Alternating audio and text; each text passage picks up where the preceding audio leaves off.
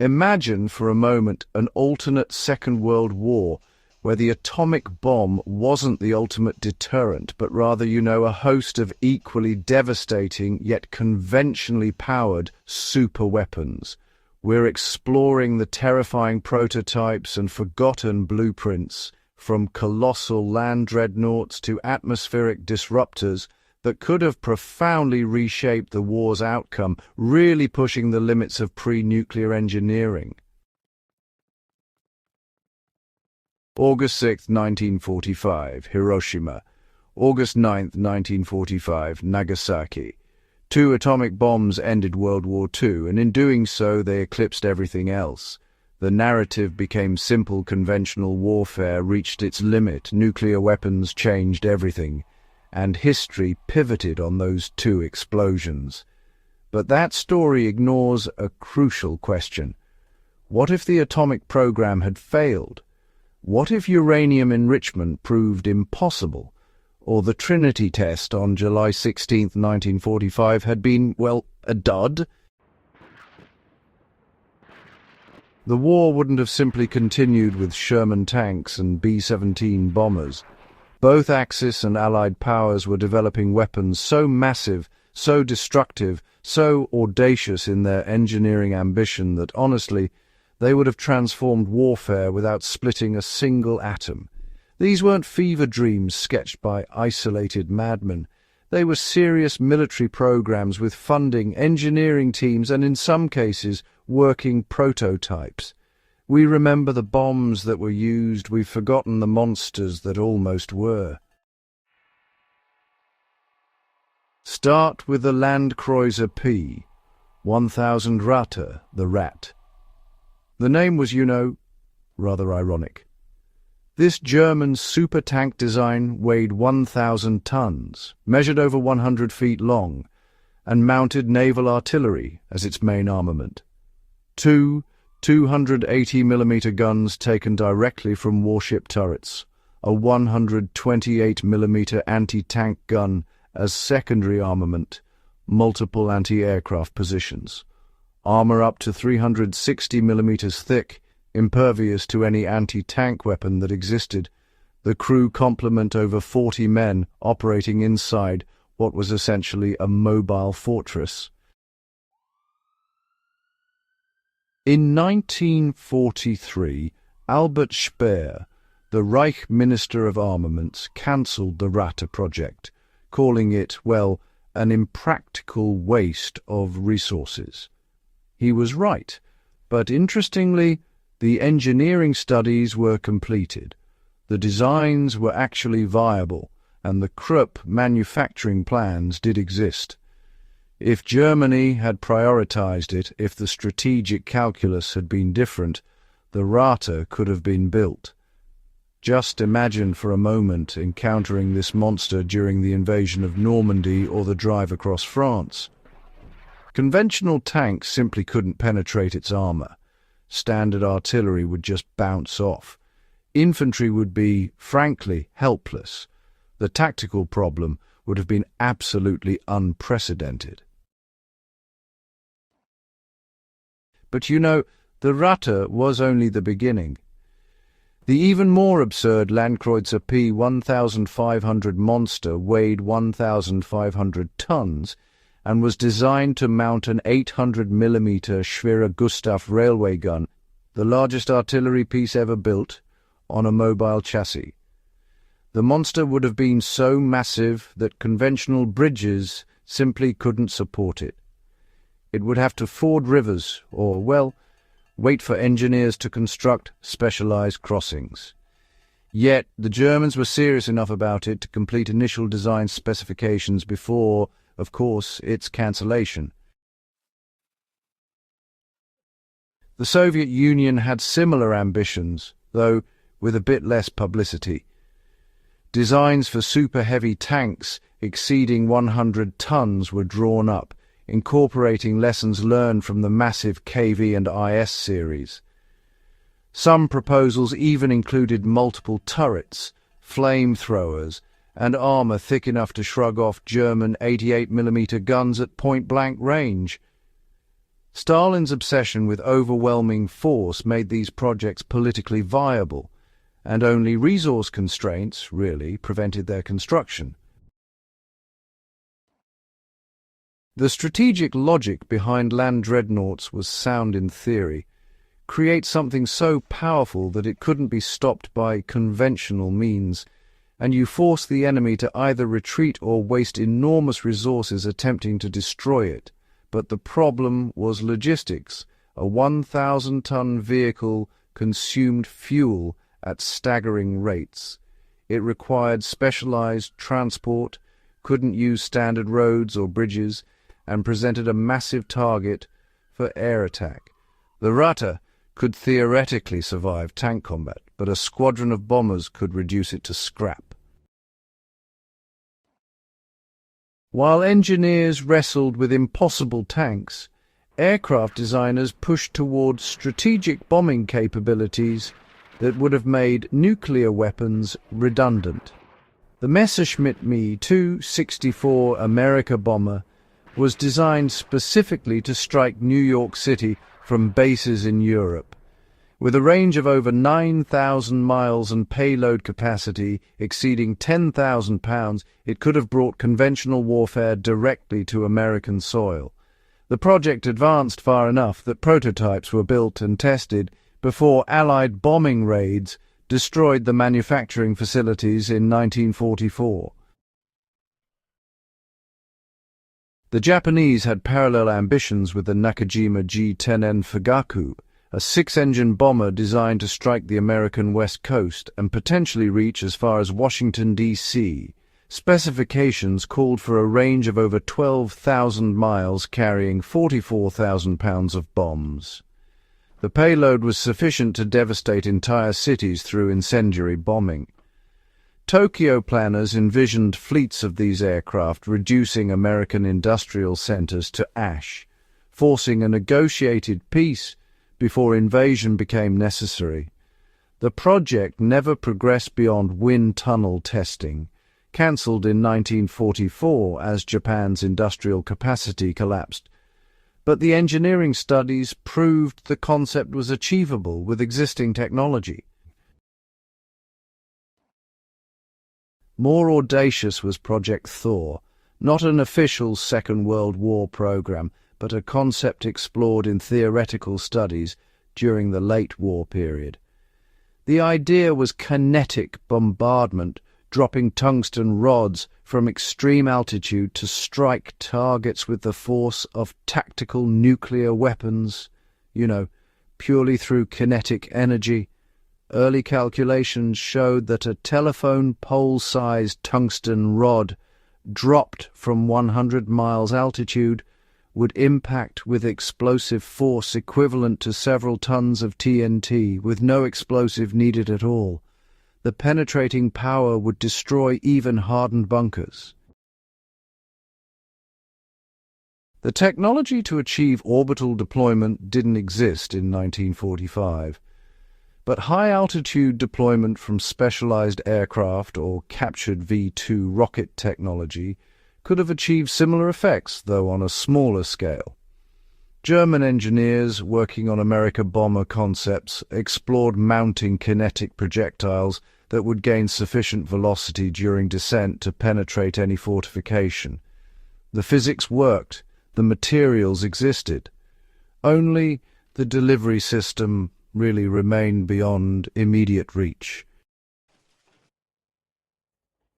Weather warfare occupied serious military research on both sides.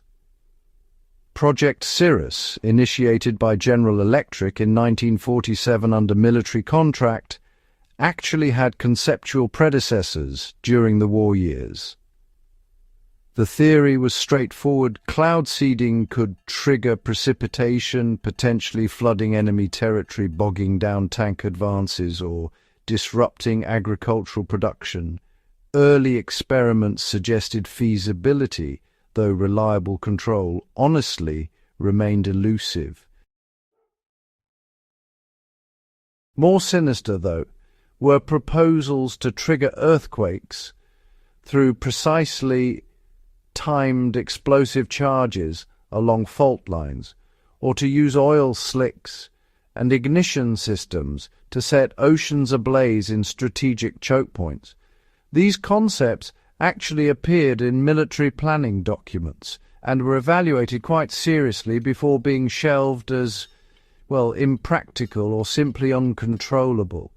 But, they revealed just how desperately both sides sought decisive advantages through unconventional means. Naval warfare, in turn, spawned equally bizarre innovations. The Imperial Japanese Navy, for example, designed the I-400 class submarine, the largest submarines built during the Second World War, and capable of carrying 3 Aichi M6A Siren floatplane bombers. These underwater aircraft carriers could, in theory, surface undetected off enemy coasts, launch airstrikes, and then submerge and escape before any counterattack could be mounted. 3 were actually completed and operational by 1945. Plans even called for using them to attack the Panama Canal or to carry out biological weapons strikes against American cities, missions, however, that were cancelled only because the war ended first. Germany, meanwhile, developed the V4 Rheinbote rocket, which was intended as a successor to the V2 with intercontinental range. Though it was never completed, engineering studies showed it could, at least in theory, deliver conventional warheads to targets 3,000 miles away. Combined with guidance systems that were under development, Germany was honestly approaching the capability to strike any target in Europe or even potentially the eastern United States from launch sites in occupied territory. Super-torpedoes represented another avenue of conventional escalation. The German Zaunkönig, or Wren, acoustic homing torpedo, which became operational back in 1943, demonstrated that autonomous guidance systems could, track and destroy targets without any direct human control. Advanced versions under development even incorporated things like pattern recognition and multi-target engagement capabilities. Just imagine convoy battles where each torpedo could autonomously hunt multiple ships, or weapons capable of circling beneath target fleets for hours, simply waiting for the optimal attack position. The Soviet Navy developed plans for torpedo-armed midget submarines that could be deployed from larger vessels, penetrate harbors, and destroy multiple capital ships before scuttling themselves. Mass production could have, honestly, created swarms of these weapons, making any port or anchorage a real death trap. Only the Red Navy's focus on land warfare prevented substantial investment in the concept. Now let's consider alternate endgames. Scenario 1. The Manhattan Project fails. The Trinity test produces, a fizzle. Plutonium enrichment proves impossible at scale. August 1945 arrives with no atomic weapons ready. The planned invasion of Japan, Operation Downfall, proceeds as scheduled for November 1945. Casualties on both sides would be staggering, potentially exceeding 1 million Allied troops and several million Japanese military and civilian deaths. In this scenario, every superweapon becomes relevant. Amerika bombers could strike American industrial centers, potentially disrupting the logistics supporting the invasion. Japanese I-400 submarines could attack West Coast ports. German supertanks, if somehow kept operational after Europe's fall, might be transported to defend Japanese territory. The war extends into 1946, perhaps 1947, with escalating deployment of increasingly desperate technologies. Scenario 2. These superweapons reach operational status earlier. Imagine the Ratte deployed at Kursk in July 1943, breaking Soviet lines and disrupting the entire Eastern Front's balance. Or Japanese Fugaku bombers striking San Francisco in 1944, creating political pressure for negotiated peace, or I-400 submarine strikes successfully destroying the Panama Canal, forcing American supply lines to circumnavigate South America, delaying Pacific operations by months. Each scenario creates cascading effects. A prolonged war accelerates weapons development on all sides. Jet aircraft become standard rather than experimental. Guided missiles proliferate. Electronic warfare advances rapidly. The technological landscape of 1947 or 1948 becomes radically different from our timeline. The long-term consequences extend beyond the Second World War. Without nuclear weapons demonstrating absolute destructive capability, the Cold War evolves differently. The arms race focuses on conventional superweapons, bigger tanks, faster bombers, autonomous weapon systems. Warfare becomes more frequent because the existential threat of mutual assured destruction doesn't exist. Regional conflicts escalate without nuclear deterrence constraining them. Alternatively, the demonstrated horror of prolonged conventional warfare, millions more dead, entire additional years of slaughter, creates such revulsion that international institutions develop real enforcement mechanisms. The United Nations, founded in October 1945, might gain genuine military authority if humanity concludes that only collective security can prevent such catastrophes. The weapons we've explored weren't fantasies, they were engineering projects, some reaching prototype stage, others cancelled only because priorities shifted or resources ran out. The Ratte's blueprints exist. I-400 submarines operated. Amerika Bomber prototypes flew. These technologies stood at the threshold of deployment, held back by marginal decisions and resource allocation choices that could easily have gone differently. We remember World War II as ending with nuclear fire because that's what happened, but it was close, terrifyingly close, to ending through conventional escalation to unimaginable scales. The superweapons that almost were teach us that technological restraint isn't about capability. Humanity can build almost anything we can imagine. The question is whether we should and whether we can control what we create. If this exploration of weapons that almost reshaped history revealed how close we came to entirely different futures subscribed to through time, share this with someone who needs to understand that history's alternatives matter as much as what actually occurred, and that the weapons we don't build sometimes teach more valuable lessons than those we do. The monsters remained on drawing boards. The question is whether we learned why they should stay there.